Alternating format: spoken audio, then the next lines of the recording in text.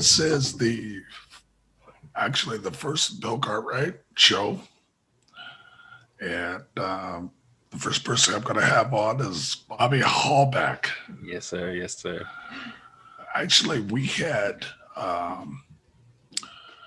developed a friendship actually through LinkedIn, where uh, we communicate with one another, and I was really curious about your industry, which is something that I think is very unique and something that it's going to be a wave of the future, and that has to deal with mental health. I think that Kevin Love brought it out last year Yes, sir. with a lot of the things that he was dealing with, and it just really made it obvious that this is something that's really important.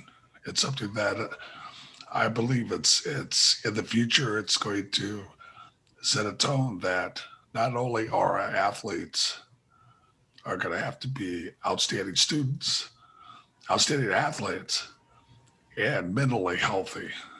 Before we do that, let's talk a little bit about you and about how you grew up and about your childhood. Okay. I come from a big family. I grew up in a household of seven brothers, including myself, and three siblings. So, and I'm the last one out of 10 total. Just Wow. kind of just made it from being able to see as my older siblings was growing, the do's and the don'ts, and just going through less fortunate opportunities in terms of like sharing with your siblings, not being able to get the final things in life, not being able to have what your friends may have, just learning that appreciate life itself. It was tough. Always had the want for other things, but can get those things based on my mom being able to work at a minimum wage job to sacrifice, things that she felt was more important than being able to give us as a material thing. So that was always an issue. But just being appreciative also at the same time, with the less fortunate things that we was able to have, growing up. And I always just kind of just been in a position where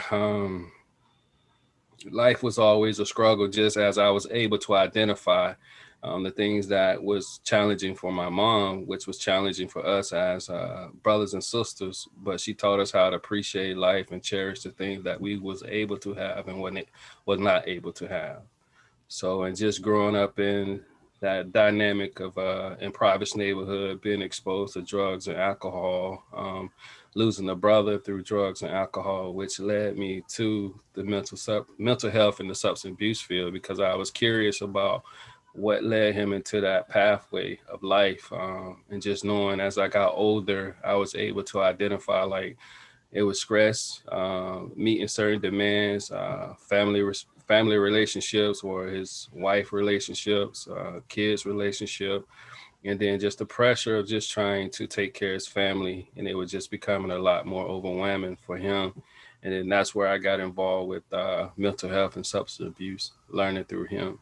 Let me ask you specifically about where'd you grow up Oh, I specifically? grew up Moorhaven, Florida. Originally from a small town called Moorhaven, next to Lake Okeechobee. Very small on the map. Very Population of small. like, yes, sir. Population like 10 to 12,000. But I don't know if it increased, but I'm sure it's no more than about 12 to 14,000 now. Just small, very small. It's right there below Lake Okeechobee. So I kind of say Lake Okeechobee because that's where everybody can identify Lake Okeechobee on the map. But Moorhaven is small, very small. Yeah. Okay. So when you talk about the pressures that your brothers and sisters or yourself had to face, what are some of those kind of pressures? Like money. My mom had to sacrifice, had to share space. We grew up in a single wide trailer, slept on the floor. my mom took in my nieces at the time, so that was another pressure, had to share with them also, and not able to have jobs. My brother them grew up working in sugarcane fields, where they wasn't able to have the opportunity to get like a Fortune 500 jobs or a company, work for those kind of companies. And just the drugs itself. So drugs was more prevalent, selling drugs, hustling on the streets. That was something that my family was involved with from time to time, and my friends that I noticed that as I was growing up, they was involved with that just to try to survive.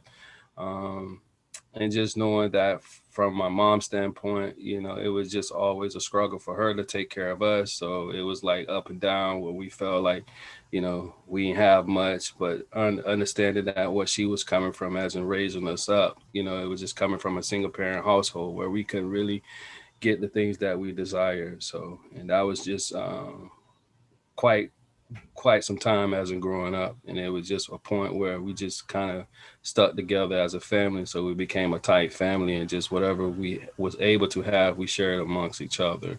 Yeah, I think you were telling me about how sports played a part in when you were young.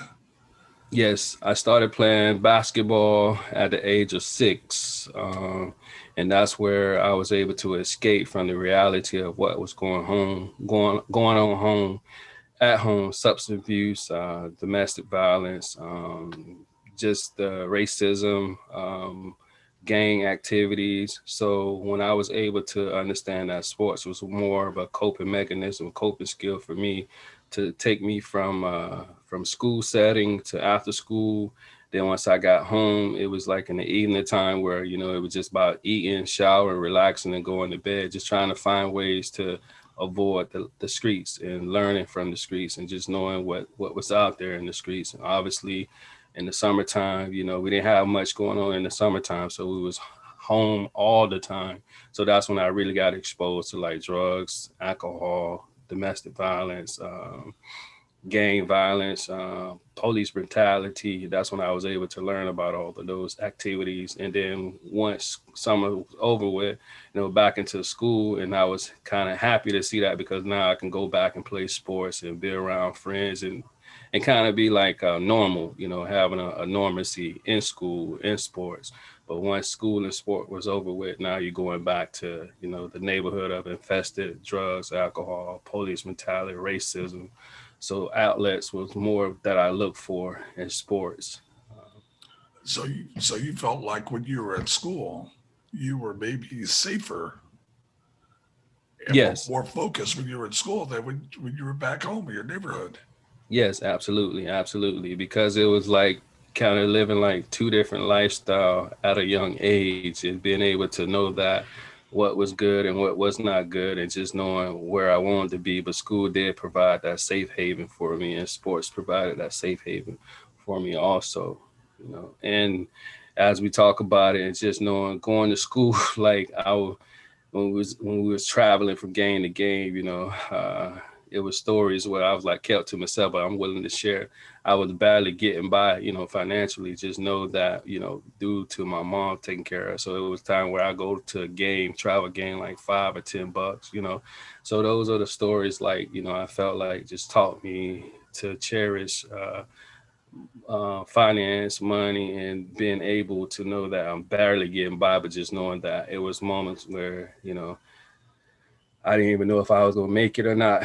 Going through high school, started in middle school, but it got harder in high school. In terms of the pressure of like having financial gain, meetings, what you call it, school functioning activities in regards to that. So it was always a financial struggle, even though I was away from the infested neighborhood or the domestic violence and being traumatized and seeing those exposure every day.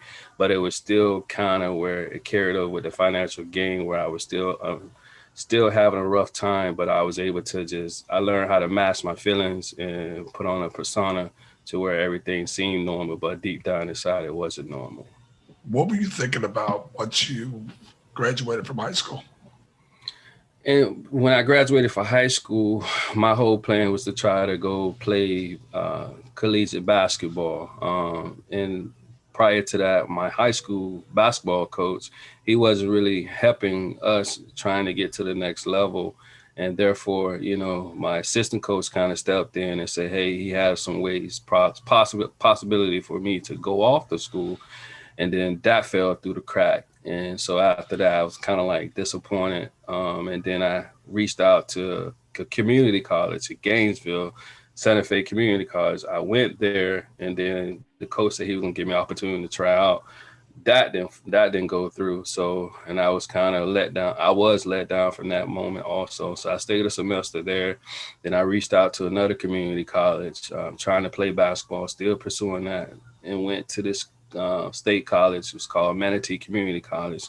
Same thing happened before I left Santa Fe. The same thing happened there, where the coach let me down. So that just killed my motivation and drive to continue to play basketball. So I went back to my high school. Then we had a new coach that came in, but I built a relationship with the new coach, and he was able to help me get on to a Division II school to play football up in Michigan, Midland, Michigan, Northwood University.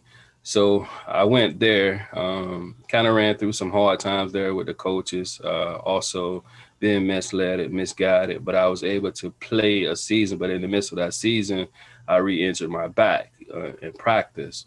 And then once that happened, I kind of asked myself, which is more important, my health or still trying to play football? And then I just kind of sat back and evaluated the situation. And it was a bad back injury because I hurt my back in my senior year in high school, because that's why I was trying to do basketball. But then that fell through the cracks. So I was like, try my second sport, which was football. And I got hurt. And then when I got hurt, my mom became sick. She survived cancer like 2 terms in a row from 2005. Then it came back in 2008. So with me having a back injury and then her becoming ill, that's when I just decided to just leave football alone and just come back home and be closer to my mom to help her go through the process of recovering or going through the operation stages from cancer. So let me ask you, what led you to the mental health field? How in the world could you have found that? Just curiosity coming from learning, just growing up in a neighborhood of like drugs and alcohol, and then just curious about how individual can get exposed to becoming addicted to drugs and alcohol, that's substance abuse. And then with the mental health aspect, like once I was able to get jobs in the substance abuse field, I learned that you can have a substance abuse issue and a mental health issue at the same time.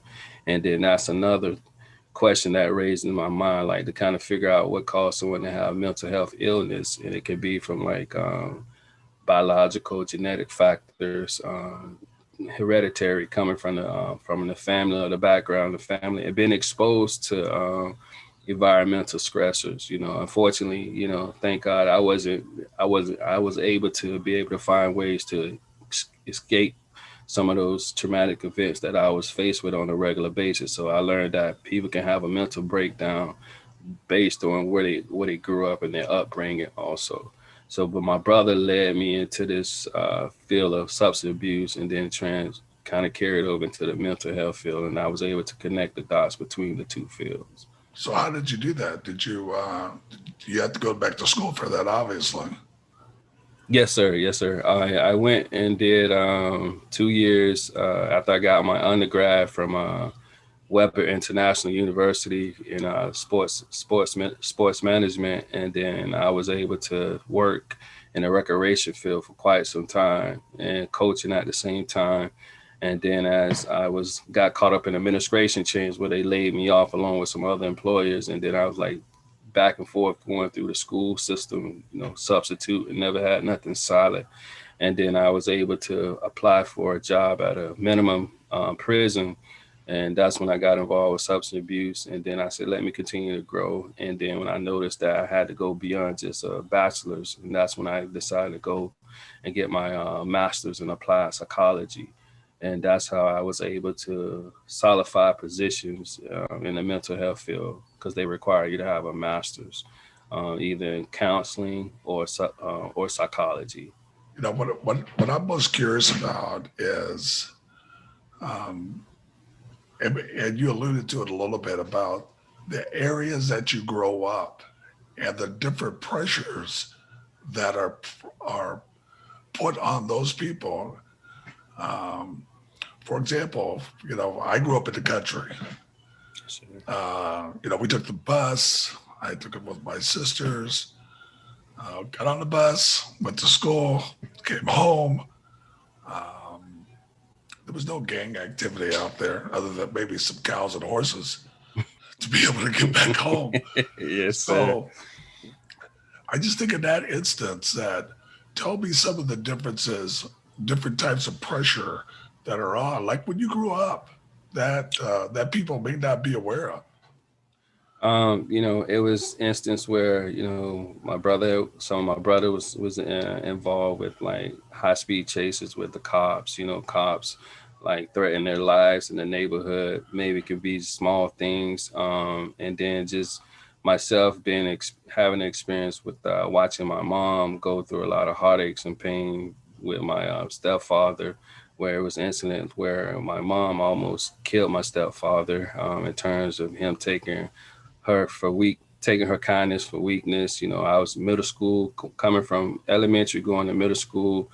Like I was exposed to, domestic violence from mom and father, brothers and sisters with their husband and wives. And just knowing that it was moments where I felt like I had to protect my mom. So I get out and go search when she asks for where her husband, or I go out and look for him so I can protect her from not getting in trouble or going to jail. So I would get up occasionally some mornings, 2 o'clock in the morning, walk in the neighborhood late night, dark. I was afraid and fearful, but at the same time, I was more fearful of allowing my mom to go out there that time of morning searching for, my stepfather. So, and then I was just like kind of console her and to get her to calm down, and then in the back of my mind, I was like, why am I going through so much of these challenges and stressors, while I should just be focusing on school and being productive.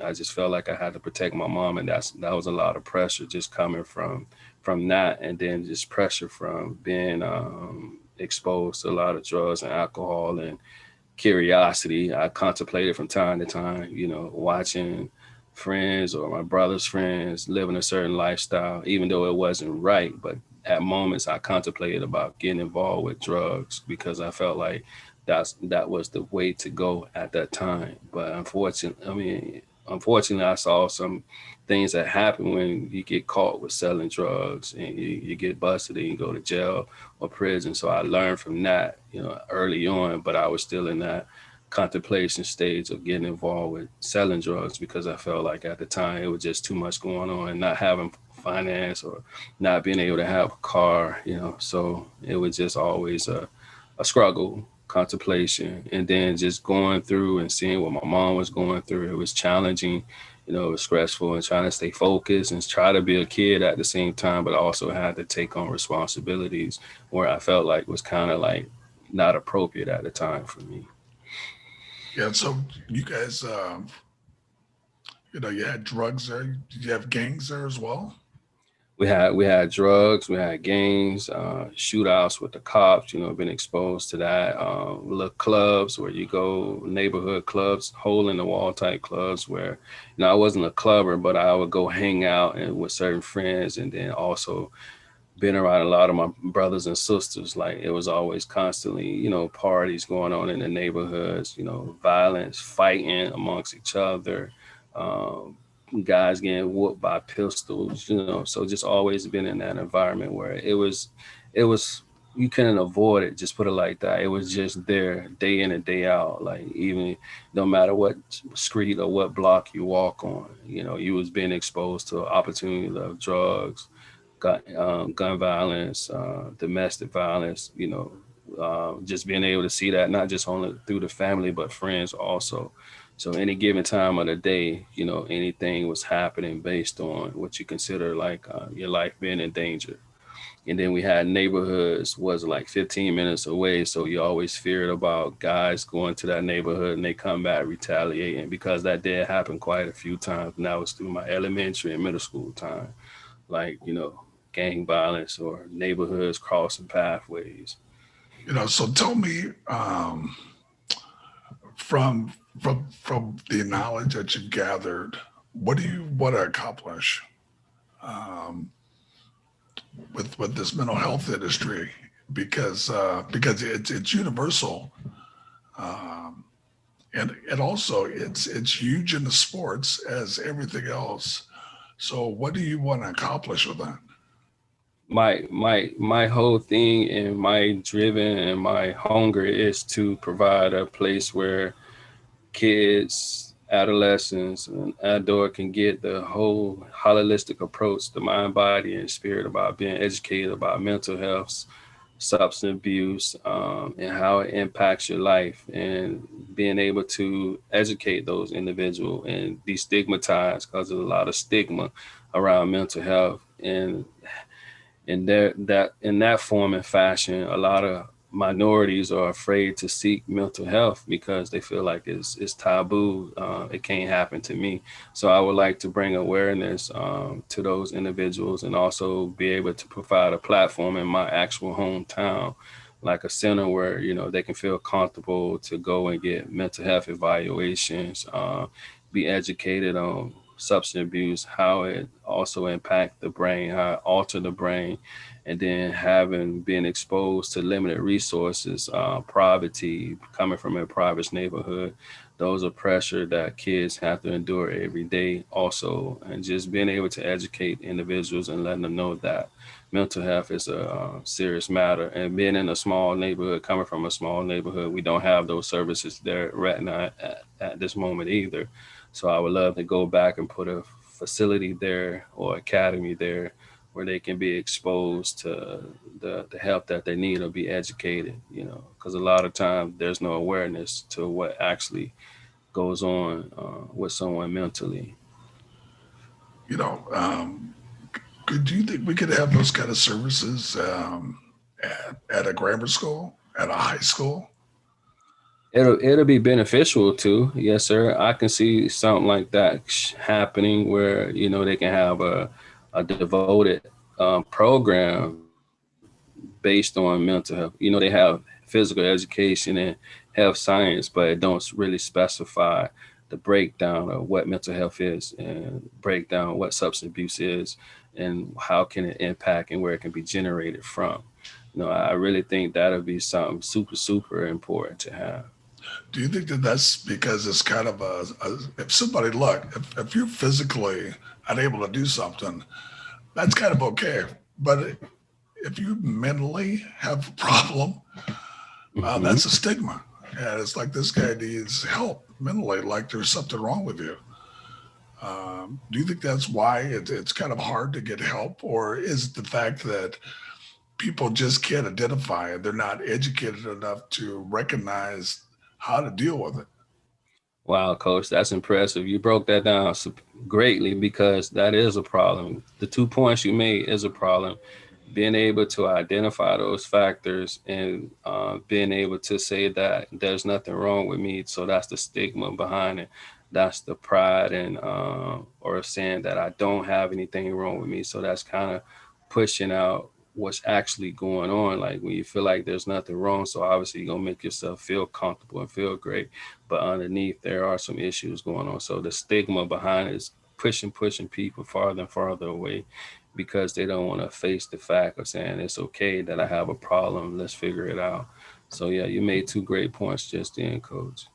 And also, this other point too. It's sometimes you have people who are athletically talented, and let's say you have people that have a lot of success or money. So seemingly you can misbehave and really do whatever you want because it's kind of like, that's just them. But they're either talented or they have a lot of money, and they kind of get away with that. And that's true. That's true. Money does make problems go away. Money does make it easy to be overlooked, issues to be overlooked. And based on that, that cause a lot of problems in the long run for successful athletes, or athletes that have this financial support to not get that, to get the assessment, to get the evaluation, because money allowed them to get away from the actual problems that they may have. Well, Bobby, I want to thank you for your time. I think this was really great. Yes, I think sir. the work that you're doing is outstanding.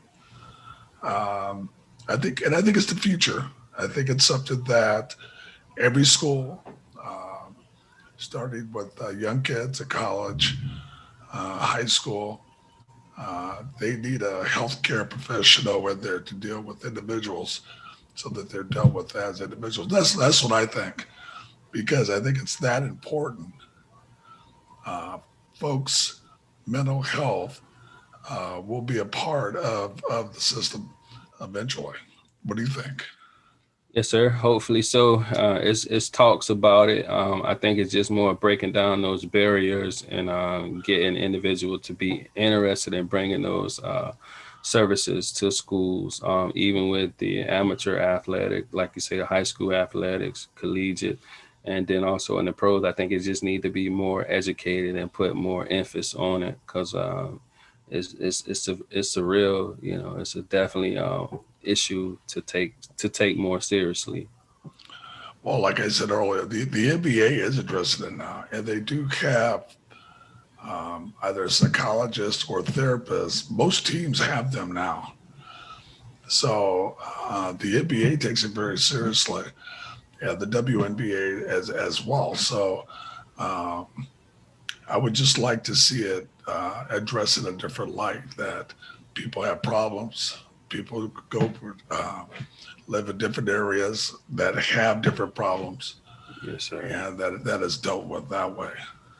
Yes, sir. I agree absolutely, because I know, like for me playing sports like that allowed me to escape a lot of issues at the moment. I would just say in that bubble of 45 minutes to 2 hours of practice time or game time, you leave everything behind. But once you come off that, I'm gonna say high as an analogy, but once you come off that high, everything is you face reality all over again. So I use sports to evade for maybe 2 hours at the most. But everything after that, it goes back to how I'm going to survive or how I'm going to meet certain things that I'm lacking or being exposed all over again. So Okay, I'm going to say this one more time. What is your ultimate goal of where you want to end up? my What do you ultimate want to accomplish? my ultimate goal is to impact lives, change life, educate life, and have a facility where kids can come and get the services to help them as they continue to grow in life. So I want to have a facility, my own facility, where say like Hallback consulting services. But in that facility, they're gonna be exposed to academics, studies, technology. That's my goal, to be able to have a place where kids can come get the universal services, universal health. So that's my goal, to impact lives and change life and almost have a place where kids know that they can be able to grow, learn, and nurture them at the same time. That's a great goal. Well, Bobby, thank you very much. I Yes, appreciate you being on. Um, like I said, you're the first, number one. yes, sir. Can't Thank get any you. better than that. Thank you, Coach. I appreciate it. I appreciate it. Thank you for your time and giving me this opportunity. I very much appreciate it. Yes, yes, you're doing great stuff. Yes, sir. Thank you.